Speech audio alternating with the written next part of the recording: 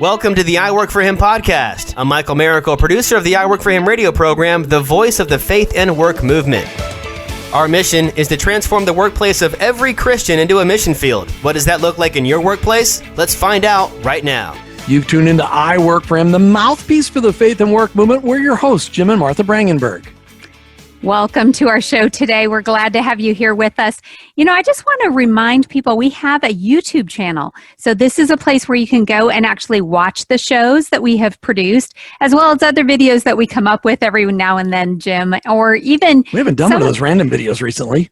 No, I think we should. You should do more random videos. So if you're subscribed to our YouTube channel, then you'll be notified when there may be a random video out there for you to watch. Salespeople. The world would not go around without salespeople. Everything you touch all day long was sold by someone. Everything. So, okay, maybe not the trees. No, even the trees in your front yard. Well, maybe not the grass. Oh, yeah, even the grass in your front yard. So how do you know if you're dealing with an ethical salesperson?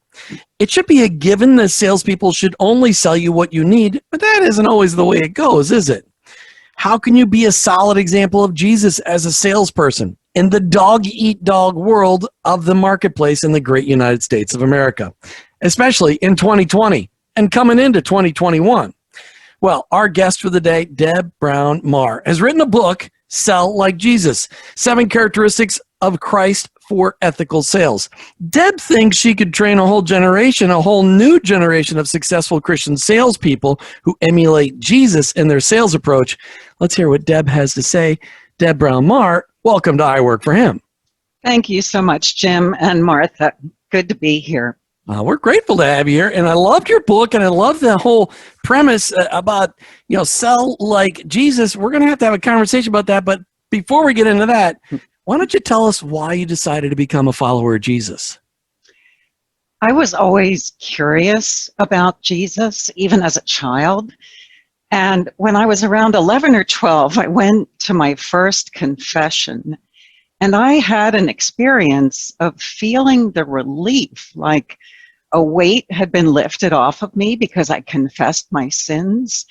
I actually ran around the block near the church afterwards because I had so much energy. And so that was the first real experience of God that I felt. And it just made me seek Him more. So what's that look like? Seeking Him more. How many years ago was that? I was around 12. Okay. And that's a few years back. It was just a few, yes. And it was shortly after that I was, this is going to sound really weird, I was contemplating the universe. Yes. As a child, I was wondering how big the universe is and how small the earth is and how small I am on the earth. And the magnitude of the expanse told me, I just knew that God had to have created it. It didn't happen just by chance. And then as I continued to read scripture and go to Sunday school, I actually also joined a Bible study when I was a teenager. I eventually said, Lord, I want you to be the Lord of my life. And I said yes to the Lord. Wow. What a great journey, and what an encouragement for people that, don't always know, what it is that might spark that curiosity that leads somebody to a relationship with Jesus. And He really met you where you were at in that moment. So talk to us about what kind of work you do. I am a sales coach and trainer. So I work typically with small business owners who have to sell, but really don't like the fact that they have to sell. They didn't get into business to sell what they do. They got into business because they have a passion for what they do.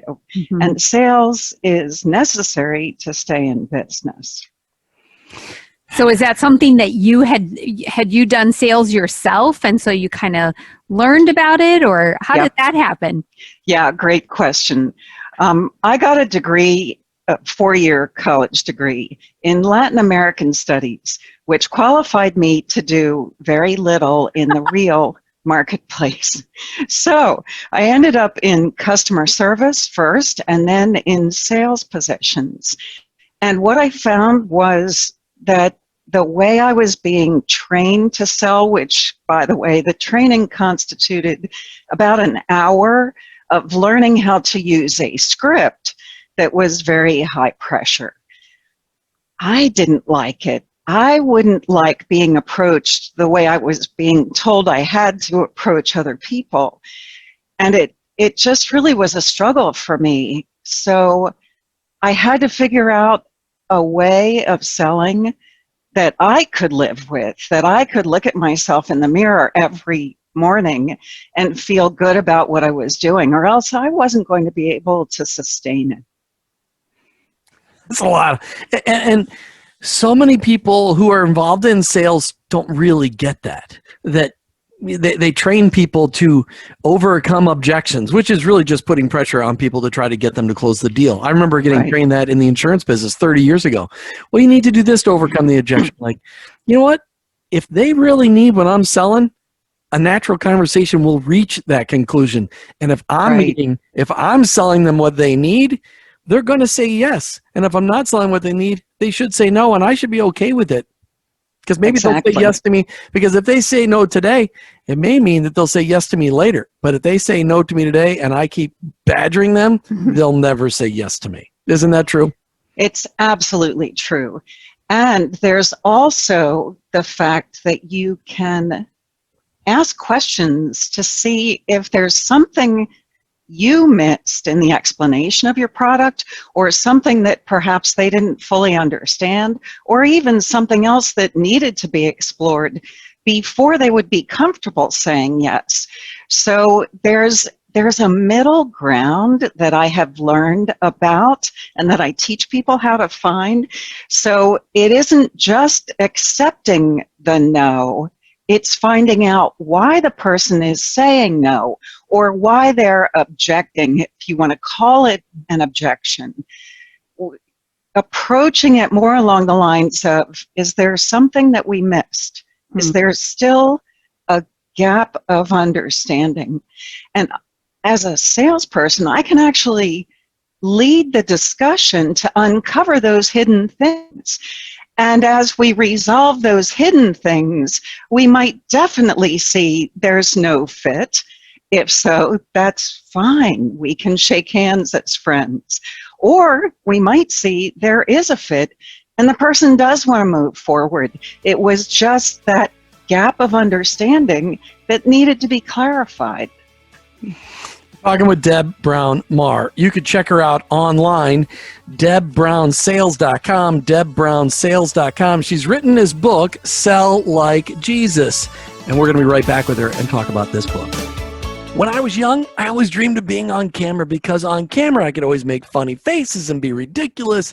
YouTube is that dream. There are tons of I Work for Him videos out there on YouTube, each one designed to help you unlock God's purpose for you and your work. Subscribe to our channel on YouTube, I Work for Him. That's I Work, the number 4, Him.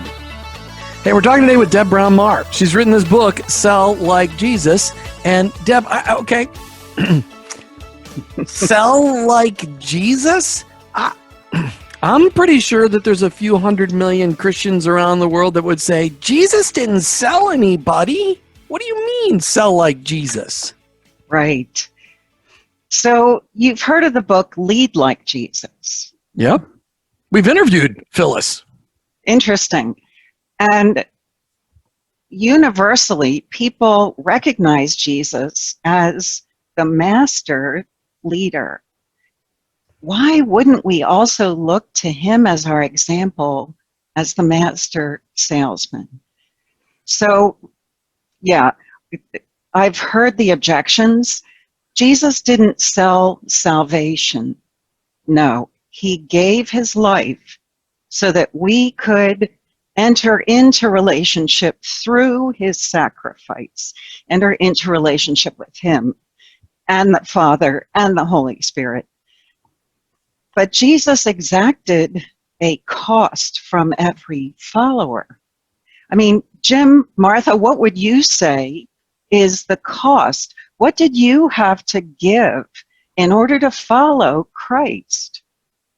We just had to give up who we were, which wasn't really very much, to get what he had for us. Yes, it's a giving up of self, right? At the very beginning, it's saying, I'm willing to give myself in order to gain Christ. And in giving myself, I actually become whole in him, through him, as he lives in and through me. That's a kingdom concept, which is kind of upside down from the way the world views things. And it's something that you have to experience. So I just I want to interject, because is this information, is this heart of selling like Jesus what a reader is going to experience when they read your book? yes, because I'm not just looking at sales technique. What I'm doing is looking at how Christ approached communication. How did he connect with people? What did he do and how did he do it? But also, why did he do what he did? He had a target audience. Most of us never think about that. But he came first to the Jews. And it wasn't until 8 years after his resurrection that the disciples went to Cornelius as the first Gentile, where they started spreading the word of the gospel. So even Jesus had a target audience, just like every salesperson, every company has an ideal target audience. We just don't typically think about Christ in that way. Right. So listeners, if you want to get a copy of this book, we are going to be able to give away one copy of Sell Like Jesus. And you can call our listener line at 866-713-9675, 866-713-9675. If you can't write down that phone number, just go to our website, iworkforhim.com, and the contact page has that phone number on there, or you can email us right from the contact page and tell us what you're calling or emailing about. But Deb is so willing to give away a copy, and it will be signed. Absolutely. And, we'll get that out to you, to one winner. All right. So, Deb, you're an author, you're an artist, and you're a coach. So yes, the artwork, if you're watching the show on YouTube or on Facebook, you can see the art in the background behind Deb. You said in the last 10 years you've done 400 paintings. So how does all of your work, your authorship, your artistship, and your coachship, how does all of that get, I just made up that word, how does all of that get impacted by your desire to follow Jesus? Great question. Over the years, I have built my relationship with the Lord deeper and deeper. The good thing about Jesus is he's infinite, and there's always more to learn about him. And there's always there's a new level of trusting him, that every time I get to a certain level of trust, I find there's another place where I haven't trusted him fully. So in everything that I do, I continue to trust the Lord for guidance, for direction, for wisdom in the moment, as well as strategically over the long term. So I seek the Lord, I ask him, and then I listen. I listen for his guidance. And then I only do what I believe he is guiding me to do. That way I know. In my coaching, for many years, I was under the radar as a Christian in business. You can't always be open about your faith, blatantly open. So even though I would speak truth, I wouldn't always give the scripture that backed up the truth that I was speaking. So now with my book, Sell Like Jesus, there is no denying where I stand as far as my faith. Right. In some Christians' eyes, you're a heretic. And in some Christians' eyes, they see that you're a Christian. And some people think you're just weird because you think that Jesus sold things. I mean, okay. I mean, there's all that But stuff. the people getting your book are saying, finally, somebody that's going to help me to see Jesus's model, Jesus's example, and be able to Yes. apply that in my own life. Jesus Yes. is a business guy. So I just want to remind people you can call our listener line at 866-713-9675, and we'll be giving away a copy of Sell Like Jesus. So, Deb, even as a coach, I imagine you need to get some encouragement in your own life. You're busy pouring into other people, but where do you go for encouragement and challenge in living out your faith in your work? So for 3 years, I was a member of Convene, which is a Christian mastermind group. And actually, it was my coach, the chairman of my group, Bud Handwork in Lancaster, PA, who prompted the discussion where Sell Like Jesus was born. And then he was a real encouragement to me as I was writing the book through the years. I also belong to a local church and have a close relationship with my pastor, serve on the worship team and prayer team and youth leadership team at different times over the years. Mm-hmm. And I've joined a group called Pinnacle Forum just this year, as well as starting my own group with a new friend, fellow sales coach, Dave Kale, called Kingdom Business Influencers. And we'll be right back with more from Deb Brown Maher to hear about the Kingdom Influencers and how maybe this is impacting them. Maybe you guys could start a group wherever you are in the country. You're listening to I Work For Him. We'll be right back. Hey, I Work For Him listeners. Check us out on Twitter for the latest feed and links to amazing Kingdom conversations at I Work For Him Radio. All right, we're back with Deb Brown Maher, and she was Deb, you were just starting to talk about that. You and Dave Kale have started this new group. Dave Kale's been a guest on the show, and is passionate about business, certainly passionate about selling, because he wrote a book very similar also about that. So talk about the Kingdom Influencers. So Dave and I discovered very quickly on our first phone call that we shared a passion to be Christ on the business mountain of culture. No small feat. For many years, we've both been looking actively for ways to influence in the business community for Christ. So it's even hard to put language around it. I want every business to be run in a godly way. That's my big utopian vision, if you will. And Dave feels the same way.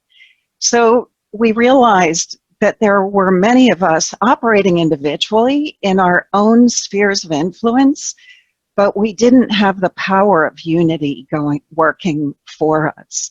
So Dave and I joined forces.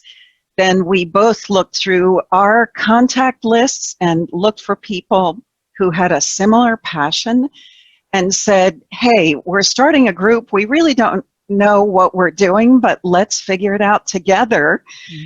And 2 months later, we have a very clear mission statement, which is to advance each other's businesses through cooperation, collaboration, sharing of resources, even doing for one another out of our expertise.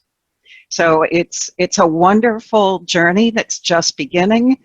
And we're starting to invite new people in since we have our core values in place now. Well, that's very exciting.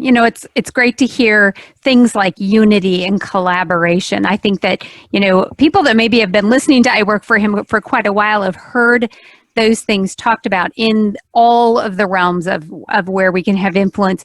But to the community as a whole, those are very anti, what they believe they have to do in order to succeed. And so thank you for kind of paving that way. And also just want to encourage you listeners that unity, collaboration, working together, that's really what it's all about. And if you want to find out more, you can always reach out to Deb on our website, debbrownsales.com, debbrownsales.com. Reminder, we're talking with Deb Brown Maher. And Deb, so you're a Christian working woman who focuses on sales. Where do you go to get encouragement? Because we've heard from many Christian working women that it's hard to find places to be encouraged as a Christian working woman.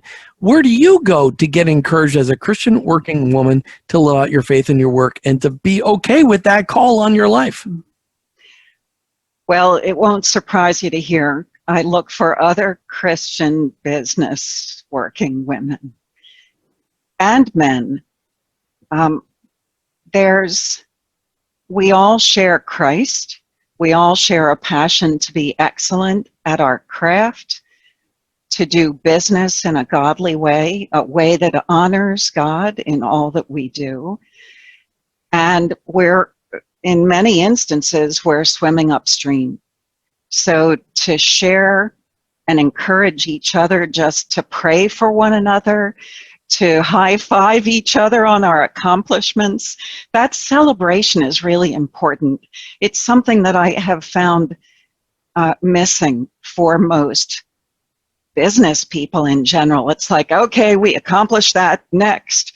And we're just so driven in our need to continue to be successful, to be able to provide not just for ourselves and our families, but for all those people that work for us. Mm-hmm. So there's so much pressure to keep the business rolling.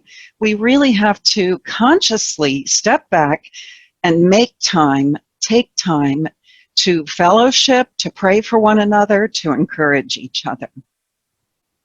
That's so good. So, you know what, I just hope that the women listening especially are hearing that, taking the time, encourage each other, challenge each other, high five each other, even if it's on a Zoom call, right? Right. And then you men that are working with these women, encourage them in that way, because it is one of the things we know is that men and women, we learn from each other, but we also are very different people. And yes. So being able to understand each other along the way goes a long way. So thank you for that. Yes, it does. Why don't you end our time, Deb, just speaking out there into the Christian working women who may be involved in sales, and just to speak a word of encouragement to them.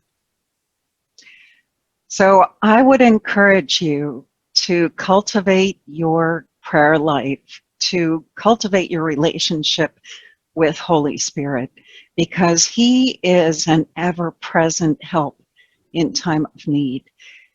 In the midst of a sales conversation where you're at a loss for words, just ask Holy Spirit for help and He'll give it to you. When you're planning for a sales meeting, ask the Lord what He wants you to accomplish during that meeting. Seek His guidance as you pre-plan, as you have the conversation, and then pray afterwards and ask Him what went well and anything that He would have had you do differently. He is an ever-present help. All we have to do is ask and listen and trust that we can hear His voice. And the best way to know it's Him is to be spending time in the Word, time in prayer, and spend time with other Christians. And if you have questions, you're not sure if you're hearing Him right, talk to people who also have a deep relationship with the Lord and ask them to confirm if they believe that you are hearing His voice. Mm-hmm. That was very good. Deb Brown Maher, thank you so much for being an I Work for Him today. Thank you so much. It's been a pleasure. God bless you both. Well, make sure you check out Deb online, debbrownsales.com, debbrownsales.com. And if you want a copy of her book, Sell Like Jesus, call the listener line, 866-713-9675. You can listen to I Work for Him with your hosts, Jim and Martha Brangenberg. We're Christ followers. Our workplace, it's our mission field, but ultimately, I work for Him.